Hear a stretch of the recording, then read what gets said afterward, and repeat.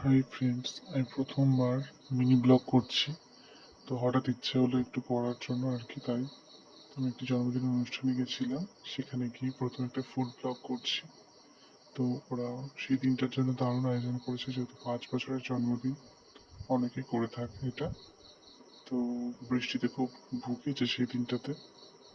তো আমরা প্রথমে গেলাম, একটু ঘোরাঘুরি করার পর খাবার টেবিলে এসেছিলাম।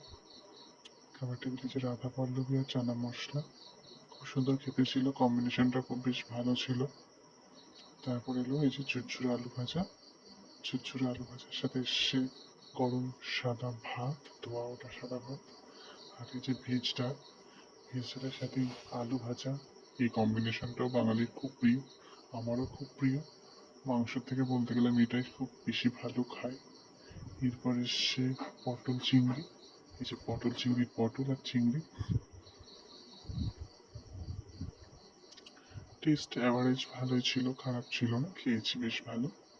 তারপর এই যে পাবদার ঝাল, পাবদা মাছটাও খেতে খুব সুন্দর ছিল, বেশ টেস্ট হয়েছিল। এরপর স্যালাড। তারপর ঘরোয়াভাবে রান্না করেছিল এই রাইসটা, বেশি ঘি টি কম টম ছিল।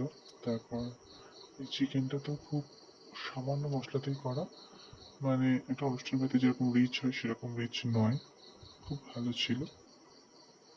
পরিষেবাটাও বেশ ভালো ছিল।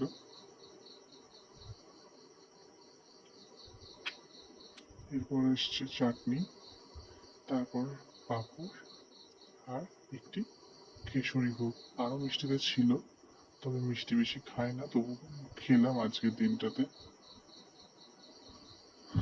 তারপর এই যে রামুই অবশেষে একটা বাইট দিয়েছি। আর এবার দেখাবো ডেকোরেশন জায়গাটা, যেখানে সবাই একটু ছবি টবি তুলবে। তো তোমাদের কেমন লাগলো আর কি কি আমাকে আরো ডেভেলপ করতে হবে জানি না।